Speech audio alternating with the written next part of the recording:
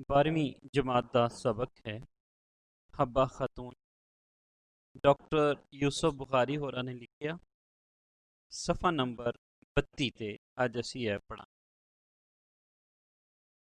Doctor Yusuf Bukhari 29 ਅਪ੍ਰੈਲ 1940 ਨੂੰ ਸੈਯਦ ਮੁਹੰਮਦ ਯਾਸੀਨ ਬੁਖਾਰੀ ਦੇ ਘਰ ਰੰਗਵਾਰ ਬਾਰਾਮੂਲਾ ਕਸ਼ਮੀਰ ਵਿੱਚ ਪੈਦਾ ਹੋਏ।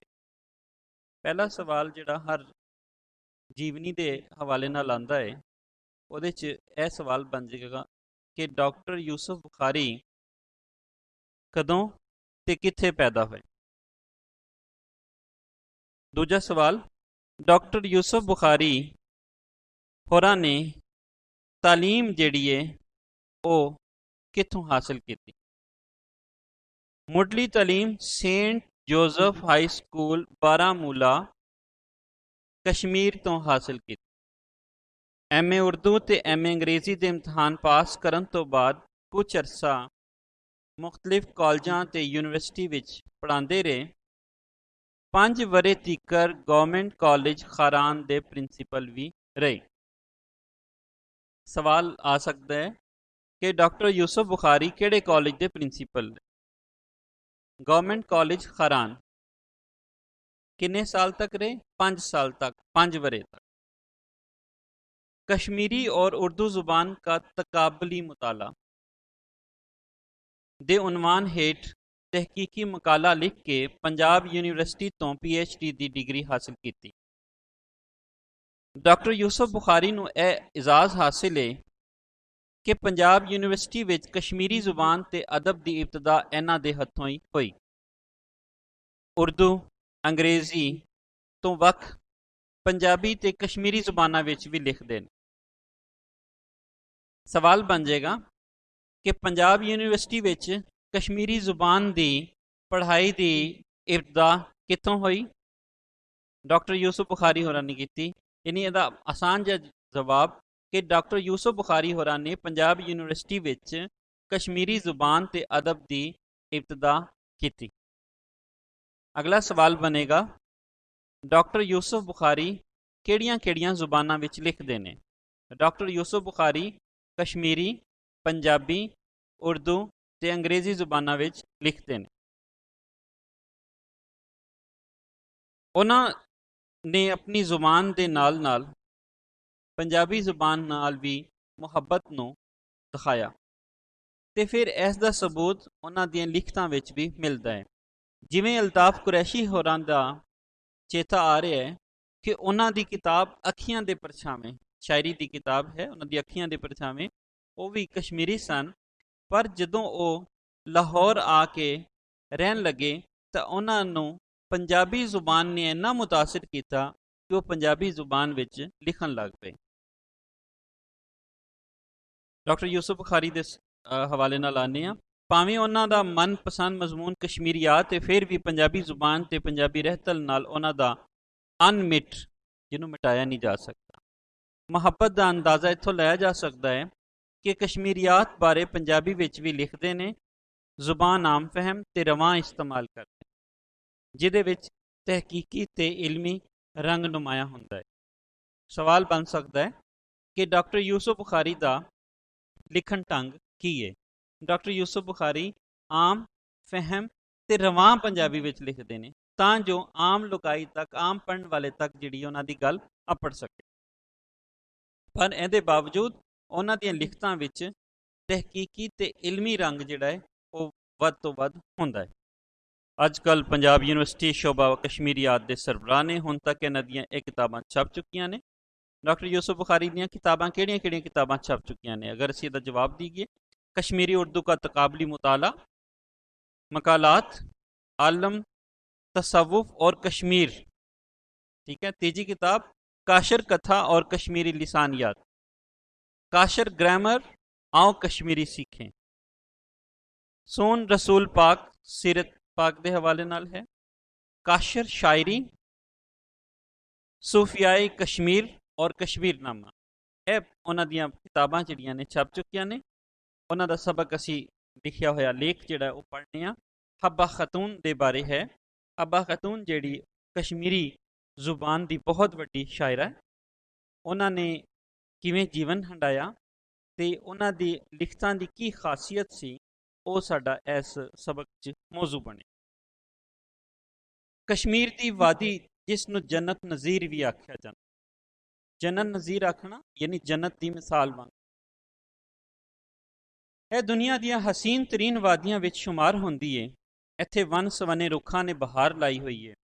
ਰੰਗ ਬਰੰਗੇ ਫੁੱਲਾਂ ਤੇ ਫਲਾਂ ਦੇ ਰੰਗਾਂ ਤੇ ਮਹਿਕਾਂ ਨਾਲ ਵਾਦੀ ਦਾ ਹੁਸਨ ਤੇ ਜਮਾਲ ਹੋਰ ਵੀ ਵੱਧ ਜਾਂਦਾ ਹੈ।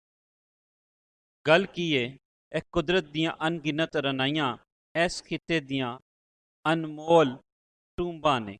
ਟੂੰਬਾਂ ਕਹਿੰਦੇ ਨੇ ਜ਼ੇਵਰ ਨੂੰ, ਗਹਿਣੇ ਨੂੰ। ਇਸ ਦੇ ਨਾਲ ਨਾਲ ਇਹ ਧਰਤੀ ਇਲਮ, ਫਜ਼ਲ, ਅਦਬ ਤੇ ਸਕਾਫਤ ਦੀ ਦੌਲਤ ਨਾਲ ਵੀ ਮਾਲਾ ਮਾਲ। ਯਾਨੀ ਅਗਰ ਸਵਾਲ ਆ ਜਾਏਗਾ ਕਿ ਕਸ਼ਮੀਰ ਦੀ ਧਰਤੀ ਕਿਹੜੀ ਸ਼ੈ ਨਾਲ ਮਾਲਾ ਮਾਲ ਹੈ, ਖੂਬਸੂਰਤ ਤੇ ਕੁਦਰਤੀ ਮਨਾਜ਼ਰ ਤੋਂ ਵੱਖ ਇਲਮ, ਫਜ਼ਲ, ਅਦਬ ਤੇ ਸਕਾਵਤ ਦੀ ਵਜ੍ਹਾ ਤੋਂ ਵੀ ਇਹ ਧਰਤੀ ਮਾਲਾ ਮਾਲ ਹੈ। ਦਾਨਿਸ਼ਵਰ, ਸ਼ਾਇਰ ਤੇ ਅਦੀਬ ਜਨਮ ਲੈਂਦੇ ਰਹੇ ਤੇ ਕਸ਼ਮੀਰ ਦੇ ਵਸਨੀਕਾਂ ਦੇ ਦਿਲਾਂ, ਜ਼ਿਹਨਾਂ ਤੇ ਰੂਹਾਂ ਨੂੰ ਆਪਣੇ ਇਲਮ ਦੀ ਰੋਸ਼ਨੀ ਨਾਲ ਮੁਨੱਵਰ ਕਰਦੇ ਰਹੇ। ਇੱਥੋਂ ਦੀ ਸ਼ਾਇਰੀ ਵਿੱਚ ਜਿੱਥੇ ਇਸ ਮਿੱਟੀ ਦੀ ਮਹਿਕ ਤੇ ਰੰਗ ਰਚੇ ਹੋਏ ਨੇ, ਰੰਗ ਵਸੇ ਹੋਏ ਨੇ, ਰੰਗ ਜਿਹੜੇ ਸ਼ਾਮਿਲ ਨੇ, ਉੱਥੇ ਹੀ ਕਸ਼ਮੀਰ ਦੀ ਸਿਆਸੀ, ਸਮਾਜੀ ਤੇ ਮੁਆਸ਼ੀ ਤਾਰੀਖ ਦੇ ਵੀ ਬੇਸ਼ੁਮਾਰ ਬਾਬ ਮੌਜੂਦ ਨੇ। ਇਹਨਾਂ ਸ਼ਾਇਰਾਂ ਵਿੱਚੋਂ ਕਈ ਸ਼ਾਇਰ ਅਜਿਹੇ ਗੁਜ਼ਰੇ ਨੇ ਜਿਨ੍ਹਾਂ ਦੀ ਸ਼ਾਇਰੀ ਵਿੱਚ ਜਿੱਥੇ ਕਸ਼ਮੀਰ ਦਾ ਹੁਸਨ ਤੇ ਜਮਾਲ ਮੌਜੂਦ ਹੈ, ਉੱਥੇ ਹੀ ਕਸ਼ਮੀਰ ਦਾ ਲੋਕ ਰੰਗ ਵੀ ਝਲਕਦਾ ਹੈ। ਇਹ ਸਾਰਾ ਕੁਝ ਕਸ਼ਮੀਰ ਦੀ ਕਲਾਸਿਕੀ ਸ਼ਾਇਰੀ ਦਾ ਅਨਮੋਲ ਖਜ਼ਾਨਾ, ਯਾਨੀ ਉਹਨਾਂ ਦਾ ਲੋਕ ਰੰਗ, ਜੇ ਲੋਕਾਂ ਦੀਆਂ ਸਕਾਫਤ, ਲੋਕਾਂ ਦੇ ਰਹਿਣ ਸਹਿਣ, ਲੋਕਾਂ ਦੇ ਵਸੇਬ ਦੀ ਗੱਲ ਜਿਹੜੀ ਹੈ ਔਰ ਲੋਕ ਗੀਤਾਂ ਦੀ ਸੂਰਤ ਵਿੱਚ ਮੌਜੂਦ ਨੇ। ਯਾਨੀ ਕਿ ਇਹ ਉਹ ਲੋਕ ਗੀਤ ਜਾਂ ਲੋਕ ਸ਼ਾਇਰੀ ਉਹ ਸ਼ਾਇਰੀ ਹੁੰਦੇ ਜਿਹਦਾ ਕੋਈ ਸ਼ਾਇਰ ਬਕਾਇਦਾ ਹੀ ਨਹੀਂ ਹੈ, ਬਲਕਿ ਇਹ ਸਦੀਆਂ ਦਾ ਜਿਹੜਾ ਹੈ ਸਾਡਾ ਵਰਸਾ ਹੁੰਦਾ ਹੈ, ਜਿਹੜਾ ਨਸਲ ਦਾ ਨਸਲ, ਸੀਨਾ ਬਸੀਨਾ ਜਿਹੜਾ ਉਹ ਚੱਲਦਾ ਰਹਿੰਦਾ। ਹੱਬਾ ਖਤੂਨ ਕਸ਼ਮੀਰ ਵਾਦੀ ਦੀ ਇੱਕ ਅਜਿਹੀ ਸ਼ਾਇਰਾ ਹੈ ਜਿਹੜੀ ਆਪਣੀ ਸ਼ਾਇਰੀ ਵਿੱਚ ਕਸ਼ਮੀਰ ਦੀ ਸਕਾਫਤੀ, ਸਮਾਜੀ ਤੇ ਮੁਆਸ਼ੀ ਸੂਰਤ ਹਾਲ ਨੂੰ ਬੜੀ ਖੂਬਸੂਰਤੀ ਤੇ ਪੂਰੀ ਫਨੀਆਂ ਨਜ਼ਾਕਤਾਂ ਨਾਲ ਪੇਸ਼ ਕਰਦੀ ਹੈ। ਠੀਕ ਹੈ, ਫਨੀ ਨਜ਼ਾਕਤਾਂ ਤੋਂ ਮੁਰਾਦ ਹੈ ਜਿਹੜੇ ਫਨ ਦੇ ਅਸੂਲ ਨੇ, ਸ਼ਾਇਰੀ ਲਿਖਣ ਦੇ ਜਿਹੜੇ ਅਸੂਲ ਨੇ, ਉਸ ਹਵਾਲੇ ਨਾਲ ਸਵਾਲ ਬਣ ਜਾਏਗਾ ਹੱਬਾ ਖਤੂਨ ਕਿਹੋ ਜਿਹੀ ਸ਼ਾਇਰਾ ਹੈ। ਯਾਨੀ ਇੱਕ ਅਜਿਹੀ ਸ਼ਾਇਰਾ ਜਿਨੇ ਕਸ਼ਮੀਰ ਦੀ ਸਕਾਫਤੀ, ਸਮਾਜੀ, ਸਿਆਸੀ, ਮੁਆਸ਼ੀ ਹਾਲਤ ਨੂੰ ਆਪਣੀ ਸ਼ੇਰੀ ਅਸੂਲਾਂ ਦੇ ਮੁਤਾਬਿਕ ਜਿਹੜਾ ਹੈ ਉਹ ਬਿਆਨ ਕੀਤਾ ਹੈ। ਉਹਦੇ ਗੀਤ ਕਸ਼ਮੀਰ ਦੇ ਵਸਨੀਕਾਂ ਦੇ ਦਿਲਾਂ ਦੀ ਧੜਕਨ ਬਣ ਕੇ ਪੂਰੀ ਵਾਦੀ ਵਿੱਚ ਗੂੰਜ ਰਹੇ। ਇਨਸਾਨੀ ਹਯਾਤੀ ਦਾ ਕੋਈ ਵੀ ਮੌਕਾ ਹੋਵੇ, ਖੁਸ਼ੀ ਹੋਵੇ ਜਾਂ ਗਮ, ਹੱਬਾ ਖਤੂਨ ਦੇ ਗੀਤ ਜ਼ਰੂਰ ਕਸ਼ਮੀਰ ਵਾਸੀਆਂ ਦੇ ਬੁੱਲਾਂ ਉੱਤੇ ਸਰਕਣ ਲੱਗ ਪੈਂਦੇ ਨੇ। ਸਵਾਲ ਇੱਥੇ ਬਣ ਜਾਏਗਾ ਕਿ ਹੱਬਾ ਖਤੂਨ ਦੇ ਜਿਹੜੇ ਗੀਤ ਨੇ ਉਹ ਕਿਹੜੇ ਮੌਕੇ ਤੇ ਗਾਏ ਜਾਂਦੇ। ਇਹਦਾ ਜਵਾਬ ਜਿਹੜਾ ਹੈ ਮੁਖਤਸਰ ਜਿਹਾ ਲਿਖਾਂਗੇ। ਹੱਬਾ ਖਤੂਨ ਦਾ ਲਿਖਿਆ ਹੋਇਆ ਕਲਾਮ ਜਿਹੜਾ ਹੈ ਉਹ ਇਨਸਾਨੀ ਹਯਾਤੀ ਦੇ ਕਿਸੇ ਵੀ ਮੌਕੇ ਤੇ, ਭਾਵੇਂ ਉਹ ਖੁਸ਼ੀ ਦਾ ਮੌਕਾ ਹੋਵੇ, ਭਾਵੇਂ ਗਮ ਦਾ ਮੌਕਾ, ਹੁਣ ਤੇ ਇਹ ਗੀਤ ਲੋਕ ਗੀਤਾਂ ਦੀ ਤਰ੍ਹਾਂ ਕਸ਼ਮੀਰੀਆਂ ਦੀ ਰਤ ਦਾ ਹਿੱਸਾ ਬਣ ਗਿਆ। ਕਿ ਕਸ਼ਮੀਰੀਆਂ ਦੀ ਜਿਹੜੀ ਰਤ ਜਿਹੜੀ ਹੈ, ਕਸ਼ਮੀਰੀਆਂ ਦੀ ਲਹੂ ਬਣ ਗਿਆ ਹੈ ਇਹ ਲੋਕ ਗੀਤ। ਹੱਬਾ ਖਤੂਨ ਦੀ ਤਾਰੀਖ ਪੈਦਾਇਸ਼ ਕਿਸੇ ਤਜ਼ਕਰੇ ਜਾਂ ਕਿਸੇ ਤਾਰੀਖ ਵਿੱਚ ਹਤਮੀ ਨਹੀਂ ਮਿਲ, ਯਾਨੀ ਕਿ ਜਿਹਦੇ ਬਾਰੇ ਪੂਰੀ ਤਰ੍ਹਾਂ ਸਹੀ ਕਿਹਾ ਜਾਏ ਉਸ ਤਰ੍ਹਾਂ ਦੀ ਨਹੀਂ ਮਿਲਦੀ, ਬਲਕਿ ਉਹਦੇ ਬਾਰੇ ਹਲੇ ਖੋਜ ਤੇ ਕਿਆਸ ਜਿਹੜੀ ਹੈ ਉਹ ਇਹ ਦੱਸਦੀ ਹੈ ਕਿ ਆਪ ਦਾ, ਕਿਆਸ ਦਾ ਮਤਲਬ ਅੰਦਾਜ਼ਾ, ਕਿ ਆਪ ਦੀ ਜਿਹੜੀ ਤਾਰੀਖ ਪੈਦਾਇਸ਼ ਹੈ ਉਹ 1541 ਤੇ 1552 ਦੇ ਦੌਰਾਨ ਚੰਦਾਹਾਰ ਨਾਮੀ ਪਿੰਡ ਵਿੱਚ ਇੱਕ ਦਰਮਿਆਨੀ ਤਬਕੇ ਦੇ ਕਾਸ਼ਤਕਾਰ ਖਾਨਦਾਨ ਵਿੱਚ ਹੋਈ। ਸ਼ਾਰਟ ਕੁਐਸਚਨ ਬਣ ਜਾਏਗਾ ਕਿ ਹੱਬਾ ਖਤੂਨ ਜਿਹੜੀ ਹੈ ਉਹਦੀ ਪੈਦਾਇਸ਼ ਕਿਦੋਂ ਹੋਈ। ਠੀਕ ਹੈ, ਤੁਸੀਂ ਇਹਦਾ ਜਵਾਬ ਲਿਖ ਲੈਣਾ ਕਿ ਹੱਬਾ ਖਤੂਨ ਦੀ ਪੈਦਾਇਸ਼ ਚੰਦਾਹਾਰ ਨਾਮੀ ਪਿੰਡ ਵਿੱਚ ਇੱਕ ਦਰਮਿਆਨੀ ਤਬਕੇ ਦੇ ਕਾਸ਼ਤਕਾਰ ਖਾਨਦਾਨ ਦੇ ਘਰ 1541 ਤੇ 1552 ਦੇ ਦੌਰਾਨ ਜਿਹੜੀ ਹੈ ਉਹ ਹੋਈ। ਯਾਨੀ ਕਿ ਇਸ ਦੌਰਾਨ ਹੀ ਗਵੇੜ ਲਾਇਆ ਜਾ ਰਿਹਾ ਹੈ, ਅੰਦਾਜ਼ਾ ਲਾਇਆ ਜਾ ਰਿਹਾ ਹੈ ਕਿ ਇਸ ਦੌਰਾਨ ਹੀ ਕੋਈ ਸਨ ਸੀ ਜਦੋਂ ਹੱਬਾ ਖਤੂਨ ਜਿਹੜੇ ਨੇ ਉਹ ਪੈਦਾ ਹੋਏ। ਇਹ ਪਿੰਡ ਜਿਸ ਨੂੰ ਯਨਾਹਾਰ ਵੀ ਆਖਿਆ ਜਾਂਦਾ, ਠੀਕ ਹੈ, ਲਫ਼ਜ਼ ਨੂੰ ਜ਼ਰਾ ਸਹੀ ਪ੍ਰਨਾਉਂਸ ਕਰਨਾ, ਯਨਾਹਰ। ਪਮੋਰੀਆਂ ਜਾਂ ਪਾਮਪੁਰ ਕਸਬੇ ਤੋਂ ਲਗਭਗ 2 ਕੋਹਾਂ ਉੱਤੇ ਆਬਾਦ ਏ ਤੇ ਜ਼ਾਫਰਾਨ ਦੀ ਕਾਸ਼ਤ ਤੇ ਪੈਦਾਵਾਰ ਦੇ ਹਵਾਲੇ ਨਾਲ ਪੂਰੀ ਦੁਨੀਆ ਵਿੱਚ ਮਸ਼ਹੂਰ ਏ। ਇਸ ਪਿੰਡ ਦਾ ਫਾਸਲਾ ਸ੍ਰੀਨਗਰ ਤੋਂ ਤਕਰੀਬਨ 10 ਮੀਲ ਬਣਦਾ ਹੈ। ਹੁਣ ਆਬਜੈਕਟਿਵ ਸਵਾਲ ਬਣ ਜਾਂਦਾ ਹੈ ਕਿ ਹੱਬਾ ਖਤੂਨ ਜਿਹੜੀ ਏ ਉਸ ਦਾ ਇਲਾਕਾ ਕਿਹੜੀ ਫਸਲ ਪਾਰੋਂ ਮਸ਼ਹੂਰ ਸੀ। ਆਸਾਨ ਜਵਾਬ ਕਿ ਹੱਬਾ ਖਤੂਨ ਦਾ ਜਿਹੜਾ ਇਲਾਕਾ ਸੀ ਉਹ ਜ਼ਾਫਰਾਨ ਦੀ ਕਾਸ਼ਤ ਪਾਰੋਂ ਬੜਾ ਮਸ਼ਹੂਰ ਸੀ। ਨਵਾਂ ਸਵਾਲ ਬਣੇਗਾ, ਹੱਬਾ ਖਤੂਨ ਦਾ ਅਸਲ ਨਾਂ ਕੀ ਸੀ ਤੇ ਉਹਦਾ ਕੀ ਮਾਨੀ ਸੀ। ਹੱਬਾ ਖਤੂਨ ਦਾ ਅਸਲ ਨਾਂ ਸੀ ਜ਼ੋਨ, ਠੀਕ ਹੈ, ਤੇ ਜ਼ੋਨ ਕਸ਼ਮੀਰੀ ਜ਼ੁਬਾਨ ਵਿੱਚ ਚੰਨ ਨੂੰ ਆਖਦੇ ਨੇ। ਚੰਨ ਜਿਹੜੀ ਖੂਬਸੂਰਤੀ ਦੀ ਅਲਾਮਤ ਸਮਝਿਆ ਜਾਂਦਾ ਹੈ।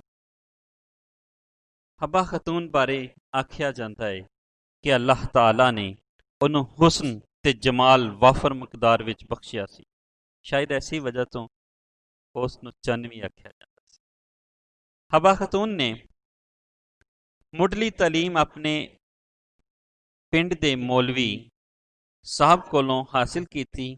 ਉਸ ਵੇਲੇ ਦੇ ਰੀਤ ਰਿਵਾਜ ਦੇ ਮੁਤਾਬਿਕ ਪਹਿਲੇ ਕੁਰਾਨੇ ਪਾਕ ਪੜ੍ਹਿਆ, ਬਾਅਦੋਂ ਇਸ ਤੋਂ ਵੱਖ ਫਾਰਸੀ ਦੀਆਂ ਮਸ਼ਹੂਰ ਕਿਤਾਬਾਂ ਗੁਲਿਸਤਾਨ ਤੇ ਬੋਸਤਾਨ ਨੂੰ ਵੀ ਬਚਪਨ ਵਿੱਚ ਹੀ ਪੜ੍ਹ ਲਿਆ ਸੀ।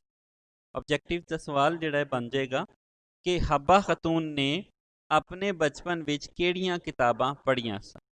ਹੱਬਾ ਖਤੂਨ ਨੇ ਕੁਰਾਨੇ ਪਾਕ ਤੋਂ ਵੱਖ ਗੁਲਿਸਤਾਨ ਤੇ ਬੋਸਤਾਨ ਕਿਤਾਬਾਂ ਪੜ੍ਹੀਆਂ ਸਨ।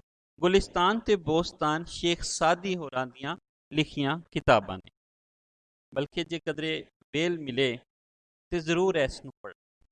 ਇਸ ਦੇ ਵਿੱਚ ਹਿਕਮਤ ਦੀ ਜਿਹੜੀ ਤੇ ਦਨਾਈ ਦੀਆਂ ਜਿਹੜੀਆਂ ਗੱਲਾਂ ਨੇ ਉਹ ਜ਼ਰੂਰ ਪੜ੍ਹਨ ਦੇ ਕਾਬਲ। ਹਕਾਇਤਾਂ ਦੀ ਸੂਰਤ ਵਿੱਚ ਸ਼ੇਖ ਸਾਦੀ ਨੇ ਬਹੁਤ ਤਗੜੇ ਅੰਦਾਜ਼ ਦੇ ਨਾਲ ਇਲਮ ਜਿਹੜਾ ਹੈ ਉਹ ਦੱਸਿਆ ਹੈ ਔਰ ਤੁਹਾਨੂੰ ਸਿਖਾਉਣ ਦਾ ਯਤਨ ਕੀਤਾ। ਇਹਦੇ ਨਾਲ ਨਾਲ ਉਹ ਰੋਜ਼ਮर्रा ਦੇ ਕੰਮਾਂ ਕਾਰਾਂ ਵਿੱਚ ਆਪਣੀ ਵਾਲਦਾ ਦਾ ਹੱਥ ਵਡਾਉਂਦੀ ਸੀ, ਯਾਨੀ ਮਦਦਗਾਰ ਸੀ, ਕੰਮ ਕਰਦੀ ਸੀ। ਨਾਲ ਜਿਹੜਾ ਹੈ ਉਹ ਮਦਦ ਦਿੰਦੀ ਸੀ ਆਪਣੀ ਵਾਲਦਾ ਦੇ ਕਿ ਕਿਵੇਂ ਉਸਨੇ ਕੰਮ ਕਰਨਾ ਹੈ। ਹੱਬਾ ਖਤੂਨ ਨਿੱਕਿਆਂ ਹੁੰਦਿਆਂ ਤੋਂ ਹੀ ਬੜੀ ਹਸਾਸ ਤਬੀਅਤ ਦੀ ਮਾਲਿਕ, ਹਸਾਸ ਸੈਂਸਿਟਿਵ, ਯਾਨੀ ਛੋਟੀ ਛੋਟੀਆਂ ਚੀਜ਼ਾਂ ਨੂੰ ਵੀ ਦਿਲ ਤੇ ਲੈਣਾ। ਜਵਾਨ ਹੁੰਦਿਆਂ ਉਹਦੇ ਮਾਪਿਓ ਨੇ ਉਹਦਾ ਵਿਆਹ ਇੱਕ ਅੱਖੜ ਤੇ ਜਾਹਿਲ ਕਿਸਾਨ ਅਜ਼ੀਜ਼ ਲੋਨ ਨਾਲ ਕਰ ਦਿੱਤਾ। ਸ਼ਾਰਟ ਕੁਐਸਚਨ ਆ ਜਾਣਾ ਕਿ ਹੱਬਾ ਖਤੂਨ ਦਾ ਵਿਆਹ ਕਿਹਦੇ ਨਾਲ ਹੋਇਆ। ਇੱਕ ਅੱਖੜ ਤੇ ਜਾਹਿਲ ਜਿਹੜੇ ਕਿਸਾਨ ਜਿਹੜਾ ਸੀ ਅਜ਼ੀਜ਼ ਲੋਨ, ਉਹਦਾ ਨਾਂ ਸੀ ਅਜ਼ੀਜ਼ ਲੋਨ, ਜਿਹੜਾ ਬੜਾ ਖੁਸ਼ ਮਜ਼ਾਜ ਤੇ ਬਦ ਦਿਮਾਗ ਵੀ ਸੀ। ਹੱਬਾ ਖਤੂਨ ਨਾਲ ਉਹਦਾ ਸਲੂਕ ਬੜਾ ਭੈੜਾ ਸੀ ਤੇ ਉਹਦੀ ਮਾਂ ਯਾਨੀ ਹੱਬਾ ਖਤੂਨ ਦੀ ਸੱਸ ਬੜੀ ਚਲਾਕ ਸੀ, ਤੇਜ਼ ਮਜ਼ਾਜ ਤੇ ਇੱਕ ਲੜਾਕੀ ਤਬੀਅਤ ਦੀ ਮਾਲਕ ਸੀ। ਦੋਵਾਂ ਨੇ ਮਿਲ ਕੇ ਹੱਬਾ ਖਤੂਨ ਦੀ ਹਯਾਤੀ ਦੋਜ਼ਖ ਬਣਾ ਦਿੱਤੀ। ਇਸ ਦੇ ਬਾਵਜੂਦ ਉਹਨੇ ਕੋਈ ਸ਼ਿਕਵਾ ਜ਼ੁਬਾਨ ਉੱਤੇ ਨਾ ਲਿਆਂਦਾ, ਕਿਉਂ ਜੇ ਉਹ ਸਬਰ ਦੀ ਪੁਤਲੀ ਤੇ ਵਫਾਦਾਰ ਖਤੂਨ ਸੀ।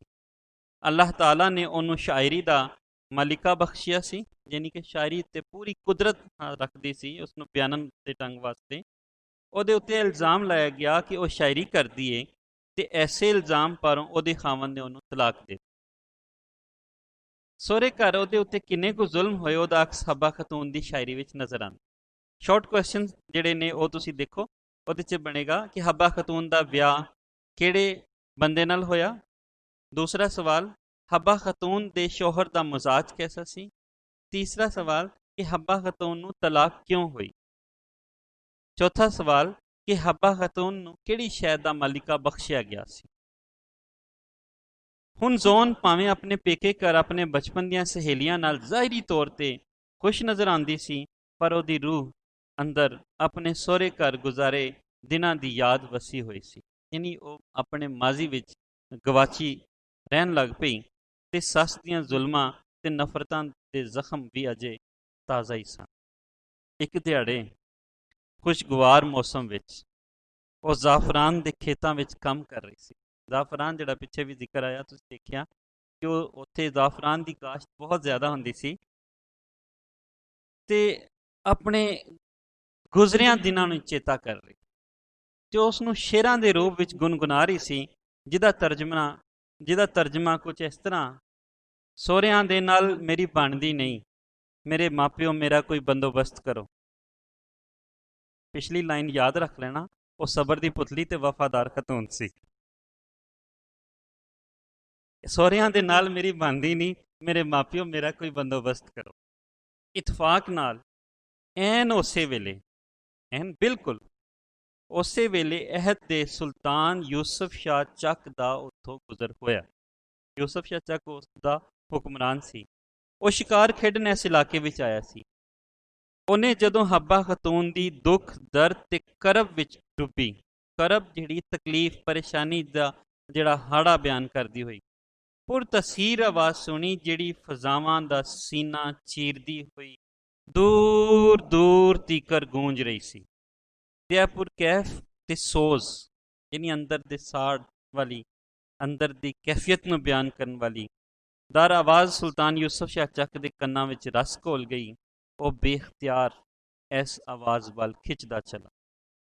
ਇਸ ਮੁਲਾਕਾਤ ਦੇ ਬਾਅਦ ਉਹਦਾ ਹੱਬਾ ਖਤੂਨ ਨਾਲ ਨਿਕਾਹ ਹੋ ਗਿਆ ਤੇ ਇੰਜ ਹੱਬਾ ਖਤੂਨ ਕਸ਼ਮੀਰ ਦੇ ਸੁਲਤਾਨ ਦੀ ਮਾਲਿਕਾ ਬਣ ਗਈ। ਸ਼ਾਰਟ ਕੁਐਸਚਨ ਜਿਹੜੇ ਨੇ ਇਸ ਪੈਰਾਗ੍ਰਾਫ 'ਚ ਬਣਨਗੇ ਕਿ ਹੱਬਾ ਖਤੂਨ ਕਸ਼ਮੀਰ ਦੇ ਸੁਲਤਾਨ ਦੀ ਮਲਕਾ ਕਿਵੇਂ ਬਣੀ।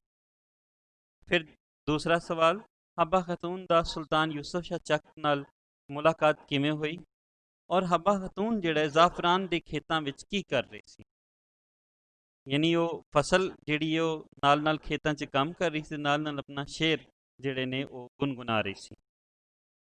ਯੂਸਫ ਸ਼ਾਹ ਚੱਕ ਆਪੋ ਸ਼ਾਇਰ ਸੀ। ਉਹ ਸ਼ਾਇਰਾਂ, ਅਦੀਬਾਂ, ਆਲਮਾਂ ਤੇ ਮੌਸੀਕਾਰਾਂ ਦੀ ਬੜੀ ਕਦਰ ਕਰਦਾ ਸੀ। ਉਹ ਹੱਬਾ ਖਤੂਨ ਦੀ ਸ਼ਾਇਰੀ ਤੇ ਪਾਕਬਾਜ਼ ਸ਼ਖਸੀਅਤ ਦਾ ਦੀਵਾਨਾ ਬਣ ਗਿਆ। ਇਸ ਲਈ ਉਹ ਹਮੇਸ਼ਾ ਉਹਨੂੰ ਆਪਣੇ ਨਾਲ ਰੱਖਦਾ। ਜਦੋਂ ਸ਼ਿਕਾਰ ਕਰਨ ਜਾਂ ਸੈਰ ਲਈ ਬਾਹਰ ਜਾਂਦਾ ਤਾਂ ਹੱਬਾ ਖਤੂਨ ਉਹਦੇ ਨਾਲ ਹੁੰਦੀ। ਜਿਸ ਵੇਲੇ ਸੁਲਤਾਨ ਸ਼ਾਹ ਚੱਕ ਕਸ਼ਮੀਰ ਦਾ ਹੁਕਮਰਾਨ ਸੀ, ਉਸ ਸਮੇਂ ਹਿੰਦੁਸਤਾਨ ਉੱਤੇ ਮੁਗਲ ਸ਼ਹਿਨਸ਼ਾਹ ਜਲਾਲੁਦੀਨ ਅਕਬਰ ਦੀ ਹਕੂਮਤ ਸੀ। ਅਕਬਰ ਤੇ ਸੁਲਤਾਨ ਸ਼ਾਹ ਚੱਕ ਦੇ ਤਾਲੁਕਾਤ ਆਪਸ ਵਿੱਚ ਕਸ਼ੀਦਾ ਸਨ। ਸ਼ਾਰਟ ਕੁਐਸਚਨ ਤੁਸੀਂ ਨਾਲ ਨਾਲ ਦੇਖਦੇ ਜਾਣਾ ਕਿ ਯੂਸਫ ਸ਼ਾਹ ਚੱਕ ਸ਼ਾਇਰਾਂ ਦੀ ਕਿਉਂ ਕਦਰ ਕਰਦਾ ਸੀ। ਯੂਸਫ ਸ਼ਾਹ ਚੱਕ ਇਸ ਲਈ ਸ਼ਾਇਰਾਂ ਦੀ ਵੀ ਕਦਰ ਕਰਦਾ ਸੀ ਕਿਉਂ ਜੇ ਉਹ ਆਪ ਸ਼ਾਇਰ ਸੀ ਤੇ ਅਦੀਬਾਂ, ਆਲਮਾਂ ਤੇ ਮੌਸੀਕਾਰਾਂ ਦੀ ਕਦਰ ਕਰਦਾ। ਯੂਸਫ ਸ਼ਾਹ ਚੱਕ ਦੇ ਦੂਜੇ ਹੁਕਮਰਾਨਾਂ ਨਾਲ ਕੈਸੇ ਤਾਲੁਕਾਤ ਸਨ, ਯਾਨੀ ਯੂਸਫ ਸ਼ਾਹ ਚੱਕ ਤੇ ਜਲਾਲੁਦੀਨ ਅਕਬਰ ਦੇ ਜਿਹੜੇ ਤਾਲੁਕਾਤ ਆਪਸ ਵਿੱਚ ਕਸ਼ੀਦਾ ਸਨ ਤੇ ਆਪਸ 'ਚ ਉਹ ਲੜਾਈ ਜਿਹੜੀ ਹੈ ਉਹਨਾਂ ਦੇ ਵਿੱਚ ਚੱਲ ਰਹੀ ਸੀ। ਅਕਬਰ ਤੇ ਸੁਲਤਾਨ ਯੂਸਫ ਸ਼ਾਹ ਚੱਕ ਦੇ ਤਾਲੁਕਾਤ ਆਪਸ ਵਿੱਚ ਕਸ਼ੀਦਾ ਸਨ ਤੇ ਜਿਹਦੀ ਵਜ੍ਹਾ ਨਾਲ ਅਕਬਰ ਨੇ ਯੂਸਫ ਸ਼ਾਹ ਚੱਕ ਨੂੰ ਕੈਦ ਕਰਕੇ ਕਸ਼ਮੀਰ ਨੂੰ ਆਪਣੀ ਹਕੂਮਤ ਵਿੱਚ ਸ਼ਾਮਿਲ ਕਰ ਲਿਆ। ਤੇ ਇੰਜ ਹੱਬਾ ਖਤੂਨ ਨੂੰ ਇੱਕ ਵਾਰੀ ਫਿਰ ਸਿਰ ਦੇ ਸਾਈਂ ਦੀ ਜੁਦਾਈ ਦੇ ਸਦਮੇ ਸਹਿਣੇ ਪਏ। ਪਹਿਲੇ ਅਜ਼ੀਜ਼ ਲੋਨ ਔਰ ਫਿਰ ਯੂਸਫ ਸ਼ਾਹ ਚੱਕ, ਔਰ ਹੱਬਾ ਖਤੂਨ ਫਿਰ ਹੋ ਗਈ ਅਲੋਨ। ਹੱਬਾ ਖਤੂਨ ਨੇ ਇਸ ਦੌਰਾਨ ਜਿਹੜੀ ਸ਼ਾਇਰੀ ਕੀਤੀ ਉਹ ਹਿਜਰ। ਯੂਸਫ ਸ਼ਾਹ ਚੱਕ ਤੇ ਮੁਗਲ ਸ਼ਹਿਨਸ਼ਾਹ ਜਲਾਲੁਦੀਨ ਅਕਬਰ ਦੇ ਹਾਲਾਤ ਜਿਹੜੇ ਕਸ਼ੀਦਾ ਸਨ, ਜਿਹਦੀ ਵਜ੍ਹਾ ਤੋਂ ਯੂਸਫ ਸ਼ਾਹ ਚੱਕ ਨੂੰ ਉੱਥੋਂ ਕੈਦ 'ਚ ਲਿਜਾਇਆ ਗਿਆ ਤੇ ਹੱਬਾ ਖਤੂਨ ਦੀ ਜਿਹੜੀ ਹਯਾਤੀ ਹੈ ਉਹ ਫਿਰ ਇਕਲਾਪੇ ਦਾ ਸ਼ਿਕਾਰ ਹੋ ਗਈ। ਇਸ ਦੌਰਾਨ ਜਿਹੜੀ ਫਿਤਰੀ ਤੌਰ ਤੇ ਜਿਹੜੀ ਉਹਦੀ ਹਾਲਤ ਸੀ, ਉਹਦੇ ਵਿੱਚ ਦੁੱਖ, ਕਰਬ ਤੇ ਸੋਜ਼ ਤੇ ਤਕਲੀਫਾਂ ਦਾ ਜਿਹੜਾ ਉਚਾਰਨ ਜਿਹੜਾ ਉਹ ਕੀਤਾ ਗਿਆ। ਇਸ ਦੌਰਾਨ ਜਿਹੜੀ ਸ਼ਾਇਰੀ ਕੀਤੀ, ਡਾਕਟਰ ਯੂਸਫ ਬੁਖਾਰੀ ਲਿਖਦੇ ਨੇ, ਉਹਦੇ ਵਿੱਚ ਹਿਜਰ, ਅਲੈਹਦਗੀ, ਸੈਪਰੇਸ਼ਨ ਤੇ ਵਿਛੋੜੇ ਦੇ ਕਰਬ ਨਾਲ ਡੁੱਬੀ ਉਹਦੀ ਬਿਹਤਰੀਨ ਸ਼ਾਇਰੀ।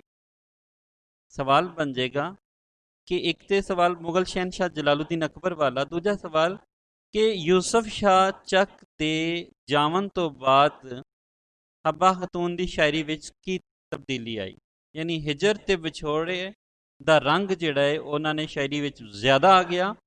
ਤੇ ਉਹਦੇ ਇੱਕ ਸ਼ੇਰ ਦਾ ਤਰਜਮਾ ਦੇਖੋ, ਤੂੰ ਮੈਥੋਂ ਦੂਰ ਰੁੱਸ ਕੇ ਚਲਾ ਗਿਆ ਹੈ, ਉਹ ਫੁੱਲਾਂ ਦੇ ਦੀਵਾਨਿਆਂ ਮਹਿਬੂਬਾ, ਤੂੰ ਮੈਥੋਂ ਦੂਰ ਰੁੱਸ ਕੇ ਚਲਾ ਗਿਆ ਹੈ, ਉਹ ਫੁੱਲਾਂ ਦੇ ਦੀਵਾਨਿਆਂ ਮਹਿਬੂਬਾ, ਅਖੀਰ ਇੱਕ ਵਾਰੀ ਫੇਰ ਯੂਸਫ ਸ਼ਾਹ ਦੀ ਕੈਦ ਲੰਮੀ ਹੋ ਗਈ ਤੇ ਹੱਬਾ ਖਤੂਨ ਪੇਕੇ ਆ ਉੱਥੇ 1604 ਈਸਵੀ ਵਿੱਚ ਵਫਾਤ। ਐਸੇ ਹੀ ਕਰਬ ਦੇ ਵਿੱਚ, ਐਸੇ ਹੀ ਹਿਜਰ ਦੇ ਵਿੱਚ, ਐਸੇ ਹੀ ਵਿਛੋੜੇ ਦੇ ਵਿੱਚ ਜਿਹੜਾ ਯੂਸਫ ਸ਼ਾਹ ਚੱਕ ਦੇ ਨਾਲ ਮਿਲਿਆ, ਕਹਿੰਦੇ ਨੇ ਕਿ ਉਹਨੂੰ ਅਥਵਾ ਵਿੱਚ ਦਫਨ ਕੀਤਾ ਗਿਆ।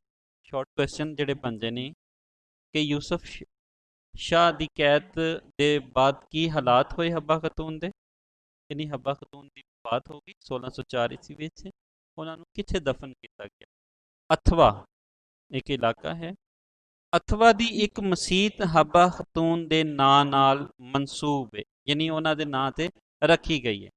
ਸ਼ਾਰਟ ਕੁਐਸਚਨ ਵਾਸਤੇ, ਐਮਸੀਕਿਊਜ਼ ਵਾਸਤੇ ਅਹਿਮ ਨੇ, ਇਸ ਲਈ ਇਹਨੂੰ ਨੋਟ ਕਰ ਲਓ ਕਿ ਅਥਵਾ ਵਿੱਚ ਇੱਕ ਮਸੀਤ ਹੱਬਾ ਖਤੂਨ ਦੇ ਨਾਂ ਨਾਲ ਮਨਸੂਬ ਕੀਤੀ ਗਈ ਹੈ। ਇਸ ਤੋਂ ਵੱਖ ਸ੍ਰੀਨਗਰ ਦਾ ਹੱਬਾ ਕਦਲ ਪੁਲ ਤੇ ਗ੍ਰੇਸ ਵਿੱਚ ਇੱਕ ਚੋਟੀ ਵੀ ਤੇ ਇੱਕ ਚਸ਼ਮਾ ਵੀ ਉਹਦੇ ਨਾਂ ਨਾਲ ਮਨਸੂਬ ਹੈ। ਯਾਨੀ ਇੱਥੇ ਹੁਣ ਸਵਾਲ ਥੋੜਾ ਜਿਹਾ ਹੋਰ ਬਣ ਜਾਏਗਾ ਕਿ ਹੱਬਾ ਖਤੂਨ ਨਾਲ ਮਨਸੂਬ ਕਿਹੜੇ ਕਿਹੜੇ ਇਲਾਕਿਆਂ ਦੇ ਵਿੱਚ ਕਿਹੜੀਆਂ ਕਿਹੜੀਆਂ ਸ਼ੈਵਾਂ। ਪਰ ਨਵੀਂ ਤਹਿਕੀਕ ਮੁਜਬ, ਨਵੀਂ ਤਹਿਕੀਕ ਦੇ ਮੁਤਾਬਿਕ, ਜਿਹੜੀ ਨਵੀਂ ਰਿਸਰਚ ਹੋ ਰਹੀ ਹੈ ਉਹਦੇ ਮੁਤਾਬਿਕ ਹੱਬਾ ਖਤੂਨ ਤੇ ਉਹਦੇ ਜਲਾ ਵਤਨ, ਯਾਨੀ ਉਹਨੂੰ ਜਦੋਂ ਵਤਨੋਂ ਕੱਢਤਾ ਗਿਆ, ਕੈਦ ਲੰਮੀ ਹੋ ਗਈ, ਉਹਦੇ ਬਾਅਦ ਉਹ ਵਤਨੋਂ ਬਾਹਰ ਕਰਤਾ ਗਿਆ ਕਿਉਂਕਿ ਸਜ਼ਾਏ ਮੌਤ ਨਹੀਂ ਦਿੱਤੀ ਗਈ। ਖਾਮਨ ਜਿਹੜਾ ਸੀ ਯੂਸਫ ਸ਼ਾਹ ਚੱਕ ਦੀਆਂ ਕਬਰਾਂ ਸੂਬਾ ਬਹਾਰ ਦੇ ਇੱਕ ਪਿੰਡ ਮੈਸੂਕ ਵਿੱਚ ਨੇ। ਯਾਨੀ ਨਵੀਂ ਤਹਿਕੀਕ ਮੁਤਾਬਿਕ ਉਹ ਕਹਿ ਰਹੇ ਨੇ ਕਿ ਅਥਵਾ ਵਿੱਚ ਦਫਨ ਨਹੀਂ ਕੀਤਾ ਗਿਆ, ਸਗੋਂ ਸੂਬਾ ਬਹਾਰ ਦੇ ਪਿੰਡ ਇੱਕ ਮੈਸੂਕ ਨਾਂ ਦਾ ਜਿਹੜਾ ਪਿੰਡ ਹੈ ਉਹਦੇ ਵਿੱਚ ਹੱਬਾ ਖਤੂਨ ਤੇ ਯੂਸਫ ਸ਼ਾਹ ਚੱਕ ਦੀਆਂ ਕਬਰਾਂ ਨੇ। ਆਬਜੈਕਟਿਵ 'ਚ ਯਾਦ ਕਰ ਲੈਣਾ, ਲਿਖ ਲਓ ਕਿ ਸੂਬਾ ਬਹਾਰ ਦੇ ਪਿੰਡ ਇੱਕ ਮੈਸੂਕ ਵਿੱਚ ਹੱਬਾ ਖਤੂਨ ਤੇ ਉਹਦੇ ਖਾਮਨ ਯੂਸਫ ਸ਼ਾਹ ਚੱਕ ਦੀਆਂ ਕਬਰਾਂ। ਹੱਬਾ ਖਤੂਨ ਦੀ ਸ਼ਾਇਰੀ ਦੇ ਹਵਾਲੇ ਨਾਲ ਅਗਲਾ ਜਿਹੜਾ ਪੂਰਾ ਸਫਾ ਆਏਗਾ। ਹੱਬਾ ਖਤੂਨ ਕਸ਼ਮੀਰੀ ਜ਼ੁਬਾਨ ਦੀ ਬੇਮਿਸਾਲ ਸ਼ਾਇਰਾ ਸੀ। ਇਹਦੇ ਨਾਲ ਉਹ ਮੌਸੀਕੀ ਦੇ ਫਨ ਵਿੱਚ ਵੀ ਮਾਹਿਰ ਸੀ। ਕਸ਼ਮੀਰੀ ਜ਼ੁਬਾਨ, ਅਦਬ ਤੇ ਸਕਾਫਤ ਦੇ ਮੈਦਾਨ ਵਿੱਚ ਉਹਨੂੰ ਕਲਾਸਿਕ ਦਾ ਦਰਜਾ ਹਾਸਿਲ ਹੈ। ਕਲਾਸਿਕ ਕਹਿੰਦੇ ਨੇ ਇੰਤਹਾਈ ਅੱਛਾ, ਇੰਤਹਾਈ ਆਲਾ, ਬਹੁਤ ਹੀ ਅੱਛਾ, ਜਿਹਦੇ ਵਿੱਚ ਸਾਰੀਆਂ ਖਾਮੀਆਂ ਨਾ ਹੋਣ, ਕੋਈ ਖਾਮੀ ਨਾ ਹੋਏ, ਸਾਰੀਆਂ ਖੂਬੀਆਂ ਹੀ ਖੂਬੀਆਂ ਹੋਣ, ਔਰ ਉਹ ਇੱਕ ਸੇਧ ਦੇਵੇ ਨਵੇਂ ਆਉਣ ਵਾਲਿਆਂ ਨੂੰ। ਔਰ ਕਲਾਸਿਕ ਦਾ ਦਰਜਾ ਜਿਹੜਾ ਹੈ ਉਹ ਹੱਬਾ ਖਤੂਨ ਨੂੰ ਮਿਲ ਗਿਆ। ਜਿਵੇਂ ਪਹਿਲੇ ਵੀ ਦੱਸਿਆ ਕਿ ਲੋਕ ਗੀਤਾਂ ਵਾਂਗੂ ਉਹਨਾਂ ਦੀ ਸ਼ਾਇਰੀ ਜਿਹੜੀ ਹੈ ਉਹ ਮੰਨੀ ਜਾਂਦੀ ਹੈ। ਅੱਜ ਵੀ ਪੰਜਾਬ ਦੇ ਵਿੱਚ ਇੱਕ ਰੀਤ ਹੈ ਕਿ ਜੇ ਅਸੀਂ ਕਿਸੇ ਨੂੰ ਦੁਆ ਦਿੰਦੇ ਹਾਂ ਤੇ ਕਹਿੰਦੇ ਹਾਂ ਜਾ ਤੇਰੀ ਉਮਰ ਲੋਕ ਗੀਤਾਂ ਜਿੰਨੀ ਹੋਏ। ਲੋਕ ਗੀਤਾਂ ਹਜ਼ਾਰਾਂ ਸਾਲ ਪੁਰਾਣੇ, ਲੋਕ ਗੀਤ ਹਜ਼ਾਰਾਂ ਸਾਲ ਪੁਰਾਣੇ ਨੇ, ਜਿਹੜੀ ਨਸਲ ਦਾ ਨਸਲ ਸੀਨਾ ਬਸੀਨਾ ਚੱਲਦੇ ਆ ਰਹੇ ਨੇ, ਔਰ ਇਹਦੇ ਵਿੱਚ ਅਸੀਂ ਲੰਮੀ ਉਮਰ ਦੀ ਦੁਆ ਦੇ ਰਹੇ। ਸ੍ਰੀਨਗਰ ਰੇਡੀਓ ਤੇ ਟੈਲੀਵਿਜ਼ਨ ਤੇ ਵੀ ਉਹਨਾਂ ਦਾ ਕਲਾਮ ਸ਼ਾਇਆ ਹੁੰਦਾ ਰਿਹਾ, ਨਸ਼ਰ ਹੁੰਦਾ ਰਿਹਾ। ਹੱਬਾ ਖਤੂਨ ਦੀ ਸ਼ਾਇਰੀ ਦਾ ਮਜਮੂਆ ਕਲਾਮ ਜਿਹੜਾ ਉਨਵਾਨ ਦੇ ਨਾਲ ਹੈ ਕਲਾਮ ਹੱਬਾ ਖਤੂਨ, ਇਨਵਰਟਿਡ ਕਾਮਰਸ ਤੁਸੀਂ ਵੇਖਿਆ ਹੋਗਾ, ਇਹ ਨਾਮ ਹੈ ਕਿਤਾਬ ਦਾ, ਦੇ ਉਨਵਾਨ ਨਾਲ ਗੁਲਾਮ ਮੁਹੰਮਦ ਨੂਰ ਮੁਹੰਮਦ ਕੁਤਬ ਫਰੋਸ਼ ਨੇ ਸ੍ਰੀਨਗਰ ਤੋਂ ਸ਼ਾਇਆ ਕੀਤਾ ਹੈ। ਯਾਨੀ ਉਹਨਾਂ ਦਾ ਕਲਾਮ ਜਿਹੜਾ ਹੈ ਉਹ ਸ੍ਰੀਨਗਰ ਤੋਂ ਸ਼ਾਇਆ ਹੋਇਆ ਹੈ। ਔਰ ਕਿਸ ਨੇ ਸ਼ਾਇਆ ਕੀਤਾ ਹੈ? ਗੁਲਾਮ ਮੁਹੰਮਦ ਨੂਰ ਮੁਹੰਮਦ ਕੁਤਬ ਫਰੋਸ਼ ਸ੍ਰੀਨਗਰ। ਸ੍ਰੀਨਗਰ ਤੇ ਟੈਲੀਵਿਜ਼ਨ, ਸ੍ਰੀਨਗਰ ਰੇਡੀਓ ਤੇ ਟੈਲੀਵਿਜ਼ਨ ਤੋਂ ਆਪ ਦਾ ਕਲਾਮ ਨਸ਼ਰ ਹੁੰਦਾ ਹੈ। ਉਹਦੀ ਗਜ਼ਲ ਨੂੰ ਕਸ਼ਮੀਰੀ ਗਜ਼ਲ ਦਾ ਮੇਲ ਪੱਥਰ ਜਿਹੜਾ ਹੈ, ਮੀਲ ਪੱਥਰ ਜਿਹੜਾ ਹੈ ਉਹ ਮੰਨਿਆ ਜਾਂਦਾ ਹੈ, ਗਿਣਿਆ ਜਾਂਦਾ ਹੈ। ਯਾਨੀ ਮੀਲ ਪੱਥਰ ਜਿਹੜਾ ਹੈ ਉਸ ਨੂੰ ਕਹਿੰਦੇ ਨੇ ਜਿੱਥੋਂ ਮੀਲ ਦੀ ਗਿਣਤੀ ਸ਼ੁਰੂ ਹੁੰਦੀ ਹੈ, ਯਾਨੀ ਬੁਨਿਆਦੀ ਹਸੀਅਤ। ਮੀਲ ਪੱਥਰ ਜਿਹੜਾ ਹੈ ਉਸ ਨੂੰ ਬੁਨਿਆਦੀ ਹਸੀਅਤ, ਯਾਨੀ ਕਸ਼ਮੀਰ ਦੀ ਗਜ਼ਲ ਦਾ ਮੀਲ ਪੱਥਰ ਕੌਣ ਹੈ? ਕਸ਼ਮੀਰ ਦੀ ਗਜ਼ਲ ਦੀ ਸ਼ਾਇਰਾ ਜਿਹੜੀ ਹੈ ਹੱਬਾ ਖਤੂਨ, ਉਹ ਉਸ ਨੂੰ ਮੀਲ ਪੱਥਰ ਮੰਨਿਆ ਜਾਂਦਾ ਹੈ। ਹੱਬਾ ਖਤੂਨ ਦੀ ਸ਼ਾਇਰੀ ਤੋਂ ਪਹਿਲਾਂ ਕਸ਼ਮੀਰ ਦੀ ਸ਼ਾਇਰੀ ਵਿੱਚ ਸਿਰਫ ਤਸਵੁਫ ਦੀ ਰਵਾਇਤੀ ਪ੍ਰਧਾਨ ਸੀ। ਆਬਜੈਕਟਿਵ 'ਚ ਲਿਖ ਲੈਣਾ ਕਿ ਹੱਬਾ ਖਤੂਨ ਦੀ ਸ਼ਾਇਰੀ ਤੋਂ ਪਹਿਲਾਂ ਕਸ਼ਮੀਰ ਦੀ ਸ਼ਾਇਰੀ ਦਾ ਕੀ ਰੰਗ ਸੀ, ਯਾਨੀ ਉਹਦੇ ਵਿੱਚ ਤਸਵੁਫ ਸੀ, ਮਾਰਫਤ ਇਲਾਹੀ ਤੇ ਰੱਬ ਤੇ ਇਨਸਾਨ ਦਾ ਤਾਲੁਕ ਹੀ ਸੀ। ਲੇਕਿਨ ਹੱਬਾ ਖਤੂਨ ਜਿਹੜੀ ਸ਼ਾਇਰੀ ਹੈ ਉਹ ਅਸਮਾਨ ਤੋਂ ਜ਼ਮੀਨ ਤੇ ਲੈ ਆਈ, ਔਰ ਉਸਨੇ ਇਨਸਾਨਾਂ ਦੇ ਦੁੱਖ, ਇਨਸਾਨਾਂ ਦੇ ਕਰਬ, ਇਨਸਾਨਾਂ ਦੀ ਤਕਲੀਫਾਂ, ਇਨਸਾਨਾਂ ਦੀਆਂ ਪਰੇਸ਼ਾਨੀਆਂ ਨੂੰ ਆਪਣਾ ਮੌਜੂ ਬਣਾਇਆ। ਹੱਬਾ ਖਤੂਨ ਨੇ ਰੋਮਾਨੀ ਸ਼ਾਇਰੀ ਦੀ ਬੁਨਿਆਦ ਮੁਹੱਬਤ ਦੀ, ਪ੍ਰੇਮ ਦੀ ਗੱਲ ਜਿਹੜੀ ਹੈ ਉਸਨੇ ਕਰਨਾ ਸ਼ੁਰੂ ਕੀਤੀ, ਕਿਉਂਕਿ ਉਹ ਆਪਦਾ ਜੀਵਨ ਵੀ ਇਸ ਤਰ੍ਹਾਂ ਸੀ, ਪਹਿਲੇ ਅਜ਼ੀਜ਼ ਲਾਉਣ ਨਾਲ ਨਾ ਪ੍ਰੇਮ ਹੋਇਆ ਤੇ ਫਿਰ ਯੂਸਫ ਸ਼ਾਹ ਚੱਕ ਦੇ ਨਾਲ ਪ੍ਰੇਮ ਦੀਆਂ ਪੀਂਘਾਂ ਉਹ ਵੀ ਹਿਜਰ ਤੇ ਵਿਛੋੜੇ ਤੇ ਆ ਕੇ ਟੁੱਟ ਗਈਆਂ ਤੇ ਇਰਾਨੀ ਤਰਜ਼ ਵਿੱਚ ਗਜ਼ਲ ਆਖਣ ਦੀ ਰਵਾਇਤ ਦੀ ਬਾਨੀ ਬਣੀ। ਉਸਨੇ ਕਸ਼ਮੀਰੀ ਜ਼ੁਬਾਨ ਨੂੰ ਬੜੇ ਸਲੀਕੇ ਨਾਲ ਵਰਤਿਆ। ਉਹਦੀ ਸ਼ਾਇਰੀ ਵਿੱਚ ਦਿਹਾਤੀ ਜ਼ਿੰਦਗੀ ਦੇ ਝਲਕਾਰੇ ਵੀ ਬੜੇ ਖੂਬਸੂਰਤ ਅੰਦਾਜ਼ ਵਿੱਚ ਨਜ਼ਰ ਆਉਂਦੇ ਨੇ। ਉਹਨਾਂ ਸ਼ਾਇਰੀ ਵਿੱਚ ਇੰਨਾ ਅਵਾਮੀਪਨ ਨੇ ਕਿ ਅੱਜ ਵੀ ਪਿੰਡਾਂ ਥਾਵਾਂ ਵਿੱਚ ਔਰਤਾਂ, ਮਰਦਾਂ, ਬੱਚਿਆਂ ਤੇ ਬੁੱਢਿਆਂ ਨੂੰ ਉਹਦੇ ਬੇਸ਼ੁਮਾਰ ਸ਼ੇਰ ਜ਼ੁਬਾਨੀ ਯਾਦ ਨੇ। ਤੁਸੀਂ ਦੇਖੋ ਕਿ ਜਿਹੜੀ ਸ਼ਾਇਰੀ ਵਿੱਚ ਅਵਾਮੀਪਨ ਹੋਏਗਾ, ਜੋ ਆਵਾਮ ਦੇ ਨਾਲ ਜੁੜ ਜਾਏਗੀ, ਉਹ ਹੀ ਸ਼ਾਇਰੀ ਹੈ। ਬਾਕੀ ਜਿਹੜੀ ਆਵਾਮ ਦੇ ਨਾਲ ਨਹੀਂ ਜੁੜਦੀ, ਉਸ ਦਾ ਸ਼ਾਇਰ ਨੂੰ ਜਾਂ ਕੁਝ ਲੋਕਾਂ ਨੂੰ ਤਾਂ ਫਾਇਦਾ ਹੋ ਸਕਦਾ ਹੈ, ਪਰ ਲੁਕਾਈ ਵਿੱਚ ਭਲਾਈ ਜੇ ਲਿਆਣੀ ਹੈ ਤੇ ਉਹ ਲੁਕਾਈ ਦੀ ਜ਼ੁਬਾਨ ਵਿੱਚ ਗੱਲ ਕਰਨੀ ਹੋਏਗੀ ਔਰ ਲੁਕਾਈ ਦੇ ਮਸਲਿਆਂ ਦੇ ਨਾਲ ਜੁੜੀਆਂ ਹੋਈਆਂ ਗੱਲਾਂ ਕਰਨੀਆਂ ਪੈਣਗੀਆਂ। ਖਾਸ ਤੌਰ ਤੇ ਵਿਆਹ ਸ਼ਾਦੀ ਦੇ ਮੌਕਿਆਂ ਤੇ ਕਸ਼ਮੀਰੀ ਕੁੜੀਆਂ ਉਹਦੇ ਗੀਤ ਗਾਉਂਦੀਆਂ ਨੇ ਤੇ ਉਹਦੀ ਸ਼ਾਇਰੀ ਨੂੰ ਕਸ਼ਮੀਰੀ ਰੋਮਾਨਵੀ ਸ਼ਾਇਰੀ ਦਾ ਸਰਚਸ਼ਮਾ ਸਮਝਿਆ ਜਾਂਦਾ ਹੈ। ਸਰਚਸ਼ਮਾ ਯਾਨੀ ਜਿੱਥੋਂ ਮੁੱਢ ਨਿਕਲਦਾ ਹੈ, ਜਿੱਥੋਂ ਚਸ਼ਮਾ ਫੁੱਟਦਾ ਹੈ, ਕਿ ਜੇ ਰੋਮਾਨਵੀ ਸ਼ਾਇਰੀ ਦੀ ਕਸ਼ਮੀਰ ਦੇ ਵਿੱਚ ਗੱਲ ਹੋਏਗੀ ਤੇ ਮੁੱਢ ਜਿਹੜਾ ਹੈ ਉਹ ਹੱਬਾ ਖਤੂਨ ਦੀ ਸ਼ਾਇਰੀ 'ਚ ਸ਼ੁਰੂ ਹੋਇਆ। ਹੱਬਾ ਖਤੂਨ ਨੇ ਜਿਹੜੀ ਹੈ ਗੱਲ ਕਰ ਰਹੀ ਸੀ ਸਾਡੇ ਸਮਾਜ ਦੀ। ਇਹਦੇ ਵਿੱਚ ਹਲਕਾ ਜਿਹਾ ਥੋੜ੍ਹਾ ਜਿਹਾ ਰੈਫਰੈਂਸ ਤੁਸੀਂ ਦੇਖੋ ਕਿ ਇਹ ਉਹ ਵੇਲਾ ਹੈ ਜਦੋਂ ਸ਼ਾਹ ਹੁਸੈਨ ਵੀ ਸ਼ਾਇਰੀ ਕਰਦੇ ਆ। ਇਹ ਉਹ ਵੇਲਾ ਹੈ ਜਦੋਂ ਮੁਆਸ਼ਰੇ ਦੀਆਂ ਬੁਨਿਆਦਾਂ ਨੂੰ ਹਿਲਾ ਰਹੇ ਨੇ ਇਹ ਵੱਡੇ ਲੋਕ ਜਿਹੜੇ ਨੇ। ਇਹ ਵੱਡੇ ਲੋਕ ਸੋਚਣ ਵਾਲੇ, ਸਮਝਣ ਵਾਲੇ ਹੁੰਦੇ ਨੇ, ਠੀਕ ਹੈ। ਔਰ ਉਹਨਾਂ ਨੇ ਹੀ ਜ਼ੁਬਾਨ ਦੀ ਵੀ ਤਰੱਕੀ ਵਿੱਚ ਆਪਣਾ ਕਿਰਦਾਰ ਅਦਾ ਕਰਨਾ ਹੁੰਦਾ ਹੈ ਔਰ ਇਨਸਾਨਾਂ ਦੇ ਜ਼ਿਹਨੀ ਤਰੱਕੀ ਵਾਸਤੇ ਵੀ ਆਪਣਾ ਕਿਰਦਾਰ ਅਦਾ ਕਰਨਾ ਹੁੰਦਾ ਹੈ। ਔਰ ਕਸ਼ਮੀਰੀ ਜ਼ੁਬਾਨ ਦੀ ਜਿਹੜੀ ਸ਼ਾਇਰ ਹੈ ਜਿਹਨੇ ਮੁੱਢ ਰੱਖਤਾ ਸੀ, ਉਹ ਇਹੀ ਇਬਤਦਾ ਸੀ ਨਵੀਂ ਤਰੱਕੀ ਦੀ, ਜ਼ਿਹਨੀ ਨਸ਼ੋਨੁਮਾ। ਕਸ਼ਮੀਰ ਦੇ ਲੋਕ, ਸਵਾਲ ਬਣ ਜਾਏਗਾ, ਕਸ਼ਮੀਰ ਦੇ ਲੋਕ ਹੱਬਾ ਖਤੂਨ ਨੂੰ ਕਿਸ ਨਾਂ ਨਾਲ ਯਾਦ ਕਰਦੇ? ਕਸ਼ਮੀਰ ਦੇ ਲੋਕ ਉਹਨੂੰ ਮਲਿਕਾ ਨੂਰ ਜਹਾਂ ਦੇ ਨਾਂ ਨਾਲ ਯਾਦ ਕਰਦੇ। ਕਸ਼ਮੀਰ ਦੇ ਲੋਕ ਉਹਨੂੰ ਮਲਿਕਾ ਨੂਰ ਜਹਾਂ ਦੇ ਨਾਂ ਨਾਲ ਯਾਦ ਕਰਦੇ ਨੇ। ਉਹਦੀ ਸ਼ਾਇਰੀ ਤੇ ਸ਼ਖਸੀਅਤ ਵਿੱਚ ਕਸ਼ਮੀਰ ਦਾ ਹੁਸਨ, ਜਮਾਲ, ਜਮਾਲ ਕਹਿੰਦੇ ਨੇ ਖੂਬਸੂਰਤੀ ਨੂੰ, ਤੇ ਸ਼ਾਇਰੀ ਵਿੱਚ ਜ਼ਾਫਰਾਨ ਦੀ ਮਹਿਕ ਰਚੀ ਹੋਈ, ਜਿਹੜੀ ਕਸ਼ਮੀਰ ਦੇ ਲੋਕਾਂ ਦੇ ਦਿਲਾਂ ਦਿਮਾਗਾਂ ਨੂੰ ਹਰ ਵੇਲੇ ਮਹਿਕਾਈ ਰੱਖਦੀ ਹੈ, ਖੁਸ਼ਬੂ ਮੁਅੱਤਰ ਰੱਖਦੀ ਹੈ। ਹੱਬਾ ਖਤੂਨ ਦੀ ਸ਼ਾਇਰੀ ਦੇ ਕੁਝ ਨਮੂਨੇ ਪੇਸ਼ ਕੀਤੇ ਜਾ ਰਹੇ ਨੇ। ਪਹਿਲਾ ਨਮੂਨਾ, ਮੇਰੇ ਦਿਲ ਦਿਆ ਮਾਲਕਾ ਆ ਜਾ। ਇਹ ਨਸਰੀ ਤੌਰ ਤੇ ਲਿਖੇ ਹੋਏ ਨੇ ਤਕਰੀਬਨ, ਇਸ ਲਈ ਉਹਦਾ ਤਾਸੁਰ ਉਹ ਨਹੀਂ ਹੋਏਗਾ ਜਿਹੜਾ ਕਸ਼ਮੀਰੀ ਜ਼ੁਬਾਨ ਦੇ ਵਿੱਚ ਹੋਏਗਾ। ਮੇਰੇ ਦਿਲ ਦਿਆ ਮਾਲਕਾ ਆ ਜਾ, ਅਸੀਂ ਰਲ ਕੇ ਯਾਸਮੀਨ ਦੇ ਫੁੱਲ ਚੁਣੀਏ, ਪਰ ਕਦੇ ਮਰਨ ਵਾਲੇ ਵੀ ਪਿਛਾਂ ਪਰਤੇ ਨੇ। ਮੈਂ ਤੇਰੀ ਉਡੀਕ ਵਿੱਚ ਬੈਠੀ ਹਾਂ ਤੇ ਤੇਰੀਆਂ ਸਦਰਾਂ ਵਿੱਚ ਹਯਾਤ ਹਾਂ। ਆ ਮੇਰੇ ਪਿਆਰਿਆ ਆ ਜਾ, ਅਸੀਂ ਰਲ ਬਾਗ ਵਿੱਚ ਇਕੱਠੇ ਫੁੱਲ ਚੁਣੀਏ, ਤੂੰ ਰੁੱਸ ਗਿਆ ਹੈ। ਮੇਰੀਆਂ ਅੱਖਾਂ ਤੋਂ ਦੂਰ ਮੈਥੋਂ ਵਿਛੜ ਗਿਆ ਹੈ। ਐ ਮੇਰੇ ਫੁੱਲਾਂ ਦੇ ਚਾਹਵਣ ਵਾਲਿਆ, ਆ ਅਸੀਂ ਰਲ ਕੇ ਕਮਲ ਦੇ ਫੁੱਲ ਚੁਣੀਏ, ਆ ਅਸੀਂ ਰਲ ਕੇ ਕਮਲ ਦੇ ਫੁੱਲ ਚੁਣੀਏ।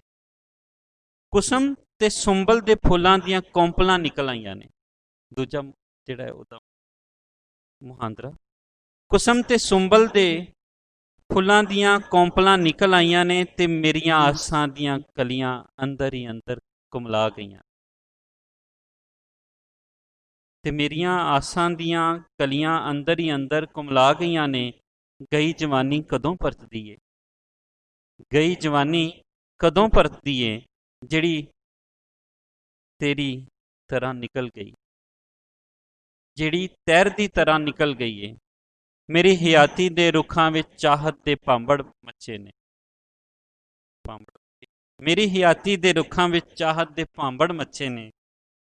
ਬਾਗਾਂ ਵਿੱਚ ਬਹਾਰ ਆਈ ਏ, ਪਰ ਮੈਨੂੰ ਕੀ। ਹਿਜਰ ਫਰਾਕ ਦੇ ਵਿਛੋੜੇ ਨੇ ਜਦੋਂ ਸ਼ਿੱਦਤ ਇਖਤਿਆਰ ਕੀਤੀ ਤੇ ਉਹ ਮਜਾਜ਼ ਤੋਂ ਹਕੀਕਤ ਵੱਲ ਸਫ਼ਰ ਕਰਕੇ ਇਸ ਤਰ੍ਹਾਂ ਜ਼ਾਹਿਰ ਹੋਇਆ। ਲਿਖਦੀਆਂ ਨੇ, ਇਸ਼ਕ ਦੇ ਅੱਗ ਨੇ ਮੇਰੇ ਅੰਦਰ ਲੰਬੂ ਲਾ ਦਿੱਤੇ, ਇਸ਼ਕ ਦੇ ਅੱਗ ਨੇ ਮੇਰੇ ਅੰਦਰ ਲੰਬੂ ਲਾ ਦਿੱਤੇ, ਜਿਨ੍ਹਾਂ ਮੈਨੂੰ ਸਾੜ ਮੁਕਾਇਆ। ਉਹਨੇ ਮੈਨੂੰ ਉਲਫਤ ਦੇ ਤਪਦੇ ਤੰਦੂਰ ਵਿੱਚ ਪਾ ਦਿੱਤਾ ਏ, ਤਾਂ ਜੇ ਮੈਂ ਸੜ ਕੇ ਸਵਾਹ ਹੋ ਜਾਵਾਂ। ਮੁਹੱਬਤ ਵਿੱਚ ਮੈਂ ਬਰਫ਼ ਵਾਂਗੂ ਪਿਘਲ ਗਈ ਹਾਂ ਤੇ ਉਹਨੇ ਮੈਨੂੰ ਤੂਫਾਨ ਦੇ ਵੱਸ ਪਾ ਦਿੱਤਾ ਹੈ। ਬਹੁਤ ਅੱਛੇ। ਮੁਹੱਬਤ ਵਿੱਚ ਮੈਂ ਬਰਫ਼ ਵਾਂਗੂ ਪਿਘਲ ਗਈ ਹਾਂ ਤੇ ਉਹਨੇ ਮੈਨੂੰ ਤੂਫਾਨ ਦੇ ਵੱਸ ਪਾ ਦਿੱਤਾ ਏ। ਲੋਕੀ ਰੋਜ਼ੇ ਰੱਖ ਰਹੇ, ਲੋਕੀ ਰੋਜ਼ੇ ਰੱਖ ਰਹੇ ਨੇ, ਆਸ਼ਿਕ ਈਦ ਮਨਾਉਣ ਦੀਆਂ ਤਿਆਰੀਆਂ ਵਿੱਚ ਰੁੱਝੇ ਹੋਏ ਨੇ, ਪਰ ਮੈਂ ਆਪਣੇ ਮਾਲਕ ਦੀ ਮੁਹੱਬਤ ਵਿੱਚ ਗਰਕ ਹਾਂ। ਮੈਂ ਆਪਣੇ ਮਾਲਕ ਦੀ ਮੁਹੱਬਤ ਵਿੱਚ ਗਰਕ ਹਾਂ। ਇਹ ਸਬਕ ਡਾਕਟਰ ਯੂਸਫ ਬੁਖਾਰੀ ਹੋਰਾਂ ਦਾ ਜਿਹੜਾ ਲੇਖ ਹੈ, ਇਹ ਹੱਬਾ ਖਤੂਨ ਦੀ ਜੀਵਨੀ ਦੇ ਬਾਰੇ ਹੈ। ਉਹਨਾਂ ਨੇ ਕਿਵੇਂ ਕਿਵੇਂ ਜੀਵਨ ਹੰਡਾਇਆ, ਇਹ ਤੁਸੀਂ ਇਹਨੂੰ ਅੱਛੀ ਤਰ੍ਹਾਂ ਵੇਖੋ, ਯਾਦ ਕਰੋ, ਤੇ ਫਿਰ ਇਸ ਦੇ ਹਵਾਲੇ ਨਾਲ ਮਜ਼ੀਦ ਵੀ ਗੱਲ ਅਸੀਂ ਅਗਲੇ ਲੈਕਚਰ 'ਚ ਕਰਾਂਗੇ।